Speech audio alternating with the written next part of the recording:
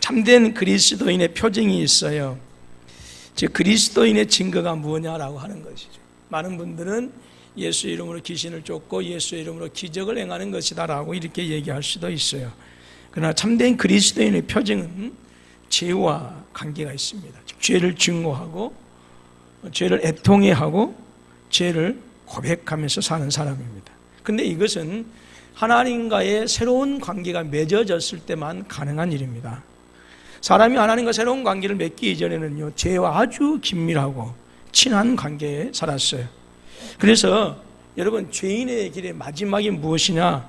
멸망이고 죽음에 이르는 것입니다. 이처럼 내가 하나님과의 새로운 관계를 맺었다라고 하는 그것은요, 또한 죄와의 관계도 새롭게 정립이 되어졌다라고 하는 것을 말해요. 그래서 바울은 말하기를 그런즉 누구든지 그리스도 안에 있으면 새로운 무엇이라?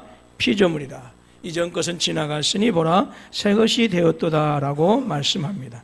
즉 하나님의 자녀가 되었으면 죄와는 관계없는, 죄와는 상관없는 새로운 피조물이 되어지는 것이고, 그리고 하나님과의 긴밀한 관계를 가진 새롭게 된 사람이다라고 이렇게 말씀하고 있는 것이죠. 새로운 피조물이다. 또 하나님과 새로운 관계를 맺었다라고 하는 그것은 말씀드렸던 것처럼 죄와도 다른 관계에 있다. 새로운 관계를 맺었다라고 하는 거예요. 그래서 하나님과 화목하게 되었다라고 한다면 당연히 죄와는 뭐 해야 되겠어요? 단절되어야 하는 것이죠. 하나님을 사랑한다고 얘기한다고 한다면 죄는 미워할 수밖에 없다라고 하는 거예요. 왜 저와 여러분들이 날마다 회개하며 회심합니까? 그 이유는 간단합니다. 저와 여러분들이 고린도후서 5장 17절에서 사도 바울이 고백하는 것처럼 새로운 피조물이기 때문에 그렇다라고 하는 것이죠. 골로새서 3장 1절 말씀 다 같이 함께 읽습니다. 시작. 그러므로 너희가 그리스도와 함께 다시 살리심을 받았으면 이의 것을 찾으라. 거기는 그리스도께서 하나님 우편에 앉아 계시느니라 말씀합니다. 하나님과의 새로운 관계를 맺은 그러한 성도들, 또 예수 그리스도의 은혜로 말미암아서 새롭게 거듭난 그러한 사람들은 더 이상 죄의 종로로 타지 않는다라고 하는 말씀이에요. 사도 바울은 새 사람이 되었음에도 불구하고 오늘 땅의 지체를 죽이지 못하고 여전히 계속해서 죄를 짓게 되어진다고 한다면 반드시 그에게는 하나님의 진노가 임할 수밖에 없다. 하나님의 심판에 대해서 경고해 주고 있습니다. 그래서 사도 바울은 오늘 본문 15절 말씀에서 이렇게 말씀합니다. 이 세상이나 세상에 있는 것들을 사랑하지 말라. 누구든지 세상을 사랑하면 아버지의 사랑이 그 안에 있지 아니하니라 라고 말씀하고 있어요. 화면에 말씀이 뜨면 제가 시작 안 하더라도 같이 읽어주시면 고맙겠습니다. 예.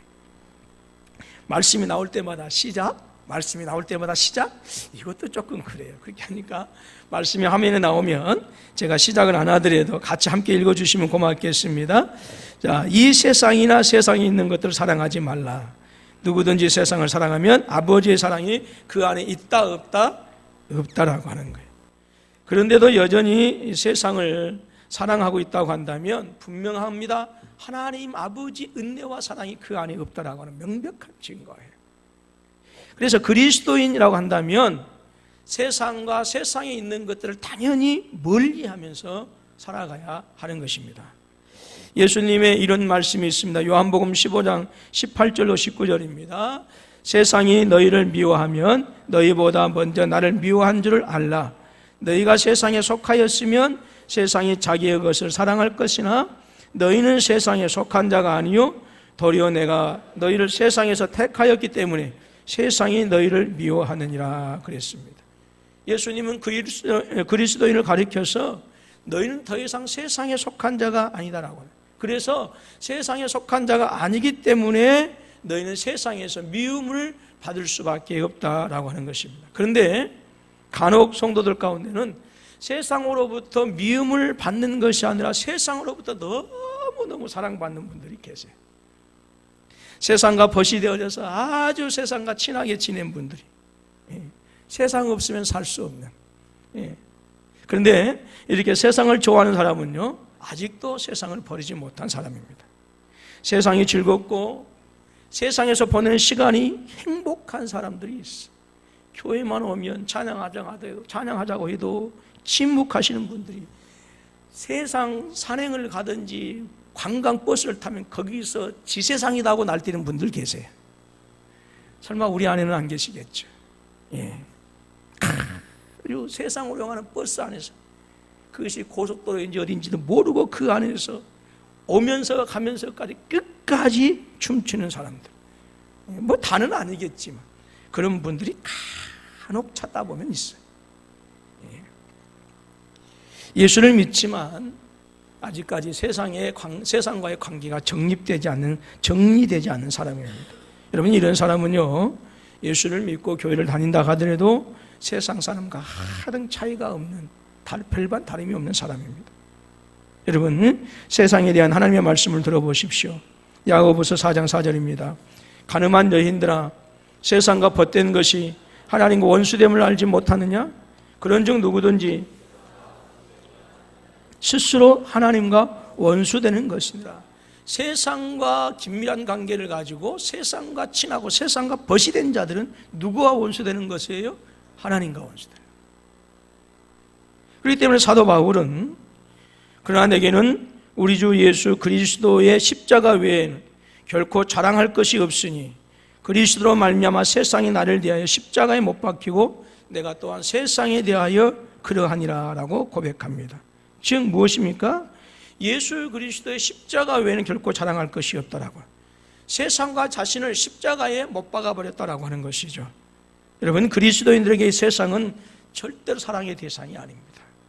미워해야 할 대상입니다. 세상은 모두가 하나님이 원하는 것을, 하나님께서 뜻하는 것을, 하나님께서 이루시고자 하는 것을 반대합니다. 세상은 타락과 죄악으로 가득해요.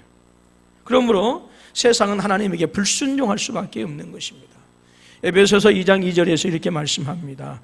그때에 너희는 그 가운데서 행하여 이 세상 풍조를 따르고 공중의 권세 잡은 자를 따랐으니 곧 지금 불순종의 아들들 가운데서 역사하는 영이라 합니다.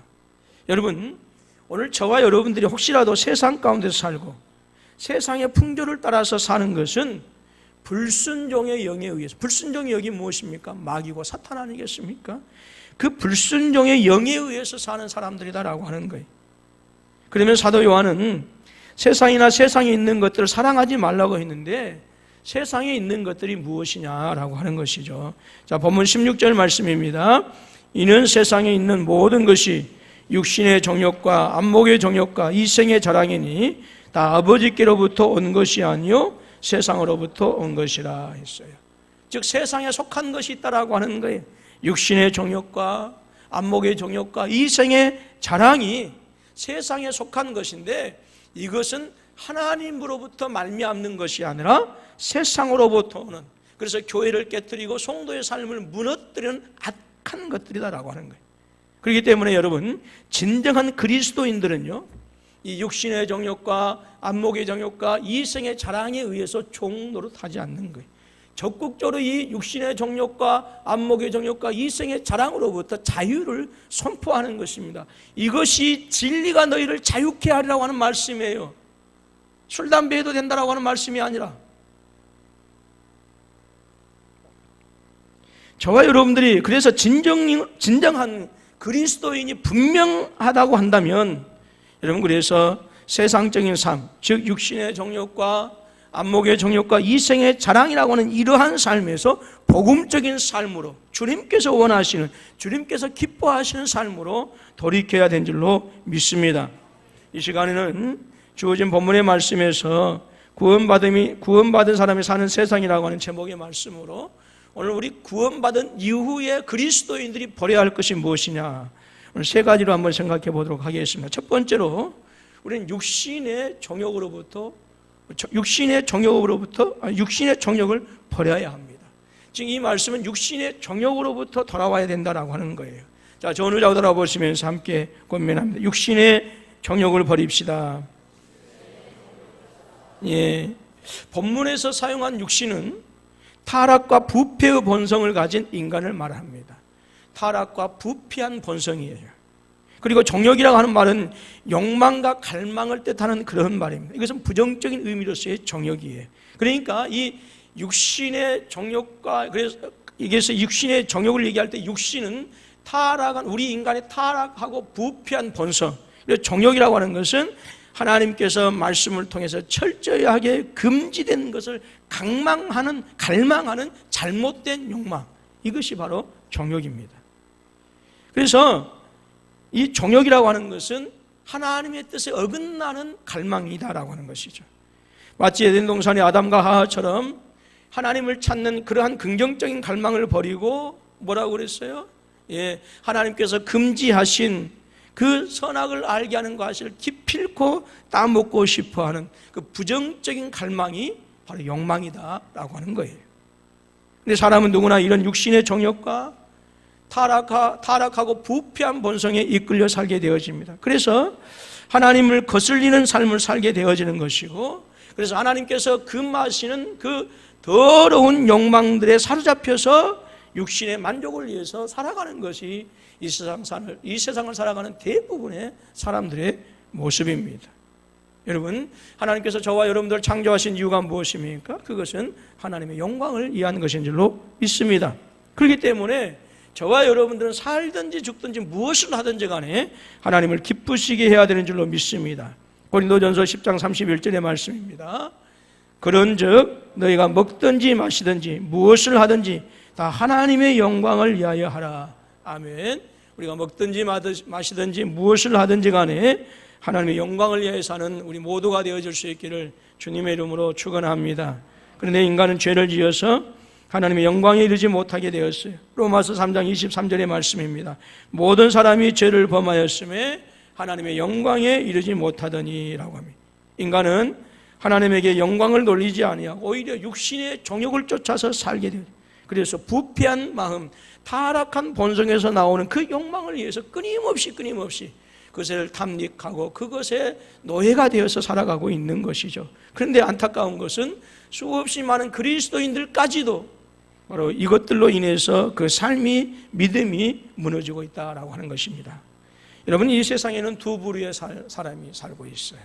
육신의 정욕을 따르는 그러한 사람이 있고, 그리고 성령의 소욕을 따라서 사는 사람들이 있어요. 육신대로 산다라고 하는 것은 바로 말씀드린 것처럼 타락한 본성, 부패한 심성에서 나오는 이 욕망 그대로 사는 사람을 바로 육신에 속한 사람이다, 육신만을 위해서 사는 사람이다라고 얘기합니다. 로마서 7장 5절 말씀 보니까 우리가 육신에 있을 때에는 율법으로 말미암는 죄의 정욕이 우리 지체 중에 역사하여 우리로 사망을 위하여 열매를 맺게 하였더니라고 말씀합니다. 죄의 정욕으로 인해서 오늘 죽음에 이르게 되어진다라고 하는 거예요. 죄를 좋아하는 사람, 세상을 좋아하는 사람, 타락을 좋아하는 사람이 바로 육신의 정욕대로 사는 사람들이다라고 하는 것입니다. 이미 노아의 홍수와 소돔과 고모라의 멸망을 통해서 우리에게 교훈해주고 있는 것처럼 오늘 이 세상의 사람들이 마치 노아 시대의 그 물로 말미암아 심판을 받은 사람처럼, 소돔과 고모라 땅에 불과 유황으로 말미암아 심판을 받은 사람들처럼 오늘 이 시대에 사는 오늘 우리 시대의 많은 우리의 자녀들과 이웃과 우리의 친척들과 우리의 동료 친구들이 바로 이렇게 소돔과 고모라에 멸망당한 사람들처럼, 노아 시대 사람들처럼 끊임없는 부패한 본성에서 나오는 더러운 정욕대로 살아가고 있다라고 하는 거예요. 노아의 홍수 당시 사람들의 모습을 이렇게 설명해 주고 있습니다. 창세기 6장 5절로 7절입니다. 큰 소리로 읽습니다. 시작. 여호와께서 사람의 죄악이 세상에 가득함과 그의 마음으로 생각하는 모든 계획이 항상 악할 뿐임을 보시고 땅 위에 사람 지으셨음을 한탄하사 마음에 근심하시고 이르시되 내가 창조한 사람을 내가 지면에서 쓸어버리되 사람으로부터 가축과 기는 것과 공중의 새까지 그리하리니 이는 내가 그것들을 지었음을 한탄함이니라 하시니라.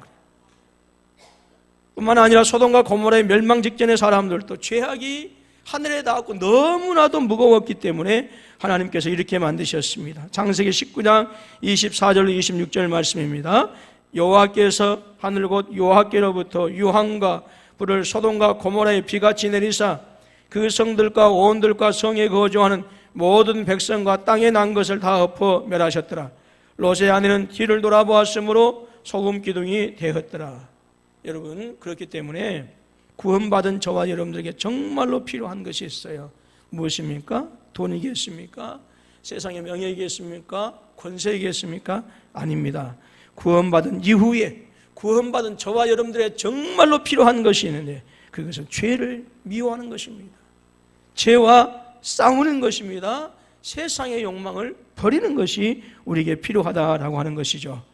유욕을 버리는 것은 늦으면 늦을수록 분명한 사실은 복음의 감격을 그리고 능력을 잃어버릴 수밖에 없는 것입니다. 그래서 오늘 저와 여러분들은 반드시 버려야 할 것이 있어요. 그것은 육신의 정욕을 버려야 하는 것입니다. 이 시간 이후로 우리 모두에게서 육신의 정욕이 떠나가는 복이 있어지기를 주님의 이름으로 축원합니다. 두 번째로 구원받은 성도에게 있어서 버려야 할 것 두 번째가 있어요. 그것은 안목의 정욕을 완전히 버려야 합니다. 안목이라고 하는 것은 눈에 보이는 것을 말하고 여기서도 정욕은 금지된 것을 갈망하는 욕망이에요. 여러분, 안목의 정욕이라고 하는 것은 눈으로 보는 것에 의해서 충동을 일으킴을 받아서 죄를 범하는 것입니다. 여러분들 우리 속담에도 그런 속담이 있어요. 견문생심이다라고. 보지 않았을 때는 별로 가지고 싶은 마음이 없었는데 보고 나니까 계속해서 내 눈에서 잔상이 남아있어요. 예. 여러분, 사람은요 눈에 보이는 것에 따라서 온갖 죄를 범한다고 그래요. 그래서 눈은 유혹의 통로이다라고 합니다. 복음과 성령으로 거듭나고 예수를 만난 사람은 보는 것이 타락하고 부패한 본성을 가진 사람들과는 분명히 달라야 합니다. 에덴 동산에서 하와는 금단의 열매 선악을 알게 하는 과실을 보는 순간 이렇게 하나님께서 성경은 증거해 주고 있습니다. 여자가 그 나무를 본즉 먹음직도 하고 보암직도 하고 지혜롭게 할 만큼 탐스럽기도 한 나무인지라 여자가 그 열매를 따먹고 자기와 함께 있는 남편에게도 주매 그도 먹은지라 그랬어요. 예. 본즉. 사무엘하 11장 1절로 2절로 14절 말씀 보게 되어지면 다윗 왕이 잠을 자고 일어나서 지붕을 거닐다가 여러분 우리나라 같은 그런 지붕 생각하면 안 됩니다. 지붕을 거닐다가 눈을 돌려서 보니까 어떤 아름다운 미모 여인이 빨가벗고 목욕하는 것이 보였어요. 판단력을 잃어버리고 맙니다. 결국 살인을 저지르게 되어지고 그리고 자신의 아내들이 아들 압살롬과 함께 대낮에 사람들이 보는 앞에서 동침하게 되어져요. 부끄러움과 수치를 당하게 되고 그리고 왕국이 분열되는 고통을 겪게 되어집니다. 그러니까 최초의 범죄가 바로 눈에 보이는 것으로부터 출발을 했고 이스라엘 역사 가운데 가장 위대한 왕이라고 하는 이 다윗 왕의 범죄도 눈에 보이는 것 때문에 하나님의 진노를 받을 수밖에 없었다라고 하는 거예요. 예수님은 눈에 대해서 아주 강한 말씀을 하십니다. 마태복음 5장 29절의 말씀입니다. 만일 내 오른 눈이 너로 실족하게 하거든 빼어내버리라. 내 백체 중 하나가 없어지고 온몸이 지옥에 던져지는 것이 않는 것이 유익하며 그랬어요. 여러분, 사람의 눈은요 보는 기능만을 하는 것이 아니라 눈은 마음까지 움직이게 만드는 통로라고 얘기해요. 그래서 눈으로 보는 것에 따라서 영혼이 그대로 영향을 받기 때문에 예수님은 눈에 보이는 것에 따라 사람의 영혼이 결정된다라고 그렇게 말씀하신 거예요. 나쁜 것을 보면 나쁜 마음이 생겨요.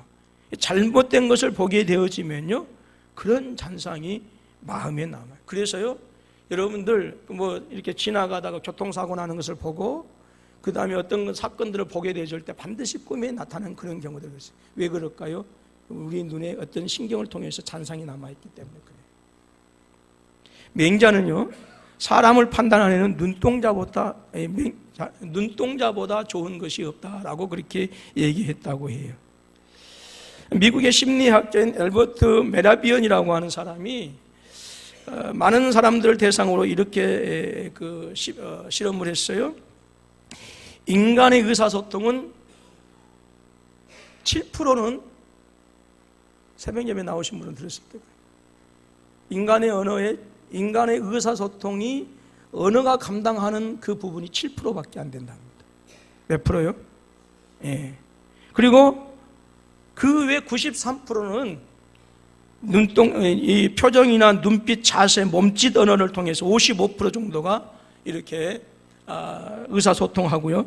그 다음에 38% 말투나 목소리, 음성, 음색, 빠르기, 높낮이 이런 호흡 등을 통해서 93%가 의사소통한다. 그러니까 우리가 수없이 많은 말을 하지만 실제로 상대방과 의사소통하는 그 언어의 정도는 7% 정도밖에 안 되고 93%는요 거의 대부분이 몸짓이나 눈빛이나 이런 것이더라고요. 그런데 그 가운데서도 눈이 아주 중요하다라고 하는 거예요.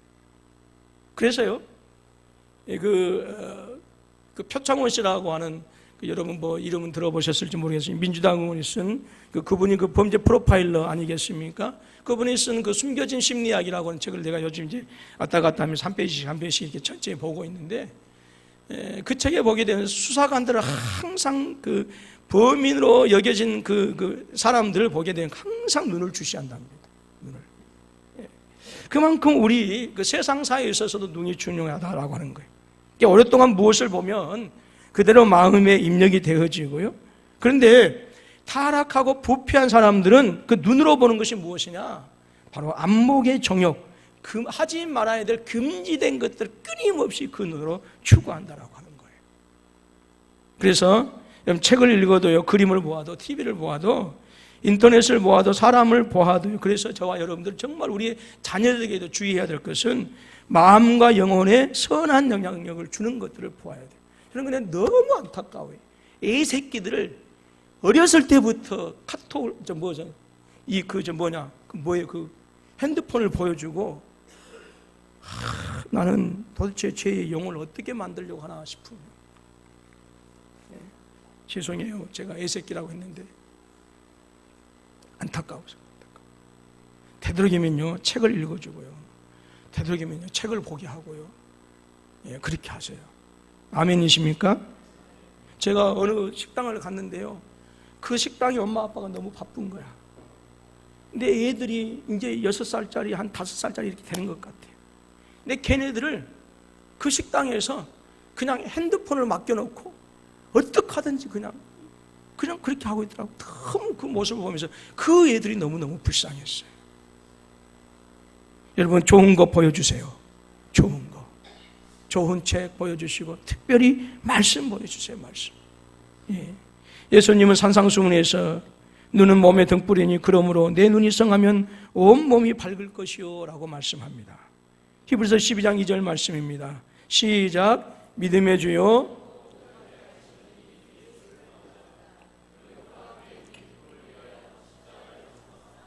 부끄러움을 개의치 아니하시더니 하나님 보좌 우편에 앉으셨느니라 그랬고요. 자, 시편 27편 4절 말씀입니다. 내가 여호와께 바라는 한 가지 일, 그것을 구하리니 곧 내가 내 평생에 여호와의 집에 살면서 여호와의 아름다움을 바라보며 그의 성전에서 사모하는 것이라.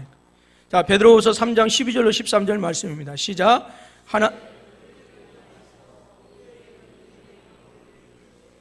그 얘기는 아멘. 근데 제가 저녁에 말씀 준비하다가 졸려서 그랬는지, 제가 아무튼 베드로전서 하나님의 날이 임하기를 바라보고 간절히 사모하라. 근데 이게 베드로후서 말씀이 아닌가요? 제가 지금 메일로 보내줄 때는 분명히 이것을 보여줬을 텐데, 보내줬을 텐데, 자, 하나님의 날이 임하기를 바라보고 간절히 사모하라. 그날에 하늘이 불에 타서 풀어지고 물질이 뜨거운 불에 녹아지려니와 우리는 그의 약속하신 대로 의가 있는 곳인 새 하늘과 새 땅을 바라보도다 그랬어요. 오늘 히브리서 12장과 시편 27편과 베드로후서 3장 12절 13절 말씀에서 그리스도인들은 세 가지 것을 바라봐야 된다라고 하는 거예요. 첫 번째는 믿음의 주인, 주요 온전케 하신 이인 누구를? 예수를 바라봐야 된다. 둘째는 성전을 바라봐야 된다. 셋째는 새 하늘과 새 땅 천국을 바라봐야 된다라고 하는 것입니다. 죄악된 것과 세상을 바라보게 되어지면 죄를 짓게 되어지고 세상에 빠지게 되어 있어요.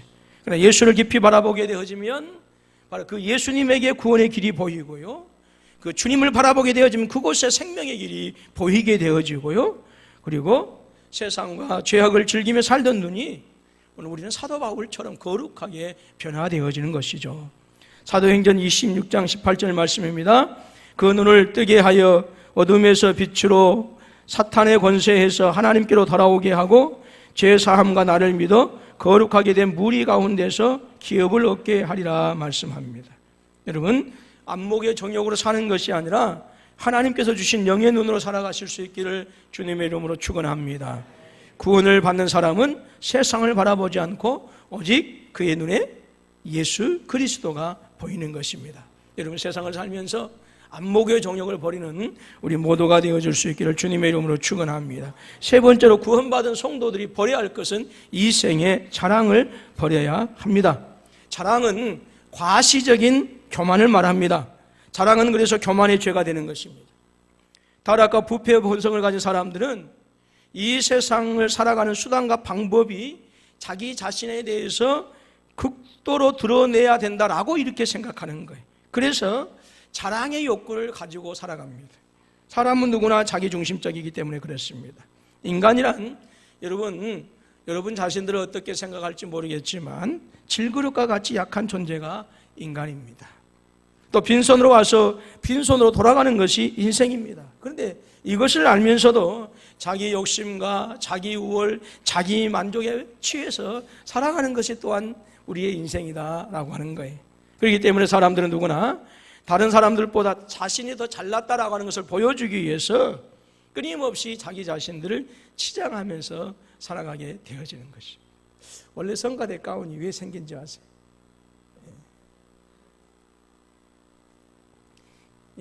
뭐 성가대 가운을 두고 하는 얘기는 아닙니다만은, 그 중세 시대 때 이게 생겼는데, 중세 시대 때 그 못 사는 사람들이 많았어요.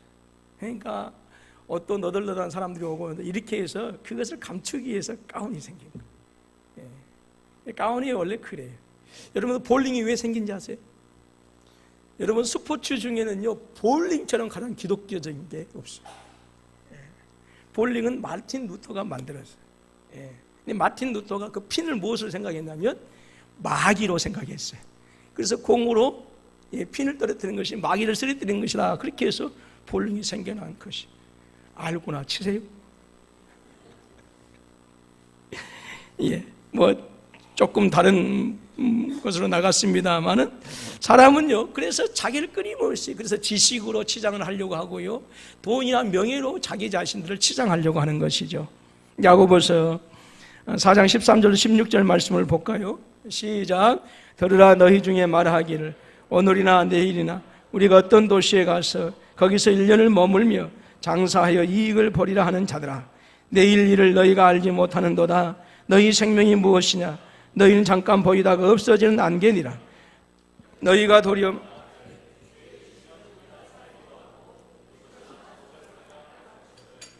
이제도 너희가 허탄한 자랑을 하니 그러한 자랑은 다 악한 것이니라 그랬어요. 야고보 사도는 사람들이 잘하는 것들이 있다라고 하는 거예요. 그런데 그것들이 무엇이냐? 비방하는 것이고 판단하는 것이고 자랑하는 것이다 말합니다. 그러면서 인간은 잠깐 보이다가 없어지는 안개와 같은데 마치 영원히 살 것처럼 자신들을 자랑하며 산다라고 하는 것이죠. 그런데 그 자랑이라고 하는 것이 선한 것이 아니라 다 악하다라고 하는 거예요. 정말 저와 여러분들이 조심해야 될 신앙생활입니다. 왜 자랑하는 것이 악한 것일까요? 자랑하는 순간 하나님께서 내게 주신 은혜를 망각할 수밖에 없기 때문에 그래요. 여러분, 세상에 살면서요 내가 하는 부분이 있어요. 그런데 하나님께서 하나님만이 하실 수 있는 부분이 있어요. 그 하나님께서 하실 수 있는 부분을 내가 누리면서 사는 그것을 갖다가 뭐라고 그래요? 은혜라고 그래요. 은혜라고 그래요. 그런데 내가 자랑하게 되어지면 바로 내가 할 수 없었던 그 부분에 부어주셨던 그 하나님의 은혜를 망각할 수밖에 없다라고 하는 것이죠. 그래서 자랑은 악할 수밖에 없다라고 하는 거예요. 솔로몬 곁에서 솔로몬에게 지혜를 가르쳐주던 지혜의 선생이라고 할 수 있었던 아굴이 이렇게 기도합니다. 잠언 30장 7절로 9절 말씀입니다. 시작. 내가 두 가지를 주께 구하였사오니 내가 죽기 전에 내게 거절하지 마시옵소서. 곧 헛된 것과 거짓말을 내게서 멀리 하옵시며 나를 가난하게도 마옵시고 부하게도 마옵시고 어디 필요한 양식으로 나를 먹이시옵소서. 혹 내가 배불러서 하나님을 모른다 여호와가 누구냐 할까 하오며 혹 내가 가난하여 도둑질하고 내 하나님의 이름을 욕되게 할까 두려워함이니이다. 정말로 아름다운 그런 기도 아니겠습니까? 내가 거짓말해서 헛된 말 하지 않게 해달라고 기도하시고, 부하기도 마옵시고 가난하기도 마옵소서. 예. 이런 믿음이 바로 하나님께서 기뻐하시는 믿음인 줄로 믿습니다. 자랑과 교만과 거짓으로 사는 삶이 아니라 하나님의 은혜로 사는 삶이 가장 좋은 믿음의 삶인 줄로 믿습니다. 사도 바울도 이렇게 말씀합니다. 고린도전서 26장 31절에서 자랑하는 자는 주 안에서 뭐하라? 자랑하라 했어요. 여러분, 사람이 자신을 자랑한다라고 하는 것이 너무나도 보잘것없다라고 하는 것이죠. 하나님께서 저와 여러분들에게 베풀어 주신 은혜는 사람의 지식으로 이해할 수 없는 영역입니다. 그렇기 때문에 사도 바울은 갈라디아서 6장 14절 말씀을 통해서 내가 자랑할 수 있는 것은 오직 그리스도의 십자가밖에 없다라고 그렇게 얘기한 것입니다. 여러분, 세상의 자랑거리보다 주님의 십자가를 자랑하면서 살 수 있는 것, 그것이 오늘 저와 여러분에게 축복이요 영광인 줄로 믿습니다. 사람들이 오늘 자랑하는 일들이 내일이면 수치가 되는 거예요. 여러분, 최순실 씨가 얼마나 자기의 권력을 자랑하고 얼마나 자기의 돈을 자랑했겠어요. 조금만 더 갔으면 대한민국 전체가 최순실 씨 소유될 뻔했는데 그나마 다행이다 싶어요. 예. 여러분 보십시오. 오늘 자랑하는 일들이 내일이면 수치가 되는 거예요. 예. 오늘 자랑거리 때문에 잔치를 하게 되어지면 내일은 절망의 나무 아래 있게 되어질 수밖에 없다라고 하는 것입니다. 그리스도인들은 자기 자신을 자랑하기 위하여 사는 사람들이 아닙니다. 어떤 사람들입니까? 그리스도인들이 주의 은혜를 고백하는 사람들이고, 그리고 예수 그리스도를 자랑하기 위해서 사는 사람들이 그리스도인들이다라고 하는 거예요. 그러므로 세상으로부터 오는 육신의 정욕, 안목의 정욕, 이생의 자랑이라는 것을 이 순간적인 것에 얽매이지 마시고 영원하게 저와 여러분들을 붙들어 주시는 전능자 창조자 하나님을 저와 여러분의 삶 속에서 가장 우선순위에 두는 참된 그리스도인이 되어야 될 줄로 믿습니다. 오늘 본문 17절을 다시 한번 읽어보도록 하겠습니다. 시작. 이 세상도 그 정욕도 지나가되 오직 하나님의 뜻을 행하는 자는 영원히 거하느니라 했어요. 이것이 복음입니다. 복음은 사람을 바꿉니다. 복음은 세상을 바꾸고요, 복음은 미래를 바꾸는 능력이 있는 줄로 믿습니다. 여러분, 저와 여러분들은 세상에서 잠시 잘 살기 위해서 예수 믿는 것이 아닙니다. 자신의 정욕을 이루기 위해서 예수를 믿는 것도 아닙니다. 저와 여러분들이 예수를 믿는 목적은 오직 한 가지입니다. 하나님의 뜻을 알고 그 하나님의 뜻을 행함으로 말미암아서 영원히 하나님과 함께 하기 위한 것입니다.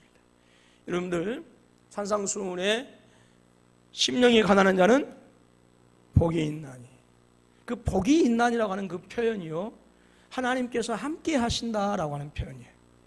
그래서 유대인들은 하나님이라고 하는 단어를 쓸 수가 없었어요. 그래서 그들이 하나님께서 함께 하실 것입니다라고 하는 그 히브리적인 사고를 가지고 표현할 때 어떻게 표현했냐면 당신에게 복이 있을 것입니다 그랬어요. 그 말은 당신에게 하나님께서 함께 하실 것입니다라고 하는 거예요. 그래서 실제로 우리가 산상수훈을 봤을 때에 유대적인 관점에서 그 히브리적인 관점에서 보아야 그것이 제대로 해석이 되어집니다. 복이 있나니라고 하는 말씀은 누가 함께 하신다고요?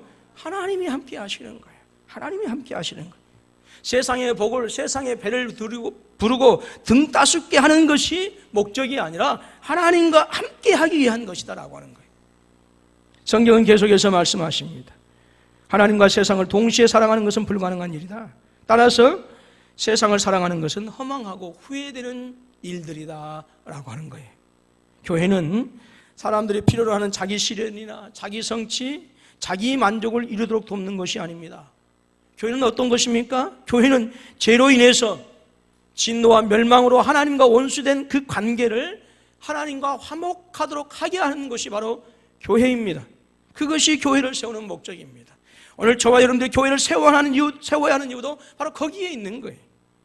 그리고 날마다 죄와 세상과 악의 세력으로부터 지배받고, 그래서 육신의 타락한 본성으로 말미암아서 하나님께서 말씀을 통해서 강력하게 금지한 그것을 끊임없이 추구하면서 그 욕망 가운데 살아가는 그 사람들을 회심하게 하고 새롭게 변화되게 해서 하나님의 자녀로서 영원한 천국을 바라보면서 살아가도록 하게 하는 것이 바로 교회를 세우신 목적이고 저와 여러분들을 먼저 부르신 목적이고 저와 여러분들에게 바로 사명을 주신 목적이다라고 하는 거예요. 여러분, 그래서 구원은 목적이 아니라 출발입니다. 따라서 합니다. 구원은 목적이 아니라 출발입니다. 예, 여러분, 구원받은 것이 목적이 아니라 새로운 출발이에요. 구원의 최종 목적은 영원한 승리입니다. 그렇기 때문에 복음의 말씀을 교회는 선포하고 훈련해야 하는 것입니다. 우리 금포서북교회는 반드시 복음이 중심이 되는 교회이어야 합니다. 그리고 복음을 쉬지 않고 외치는 교회이어야 합니다. 왜 그렇게 해야 합니까? 복음이 중단되면 교회도 세상과 똑같아지기 때문에 그렇습니다. 그러나 복음으로 세운 교회는 결코 세상이 될 수 없습니다. 마태복음 16장 18절에 주님께서 이렇게 말씀합니다. 또 내가 네게 이르노니 너는 베드로라. 내 교회를 세우리니 음부의 권세가 이기지 못하리라. 그래. 복음의 능력으로 충만하면 세상의 세력이 아무리 거대하다 할지라도 결단코 교회를 이길 수 없다라고 하는 것입니다. 세상이나 악의 세력을 정복하는 교회는 어떤 교회냐? 주님의 교회입니다. 세상을 정복할 수 있는 교회는 교회 건물이 좋고 아름답고 세상의 명예와 권세자들로 가득한 그러한 교회가 아니라 복음으로 세워진 교회가 세상을 정복할 수 있는 교회입니다.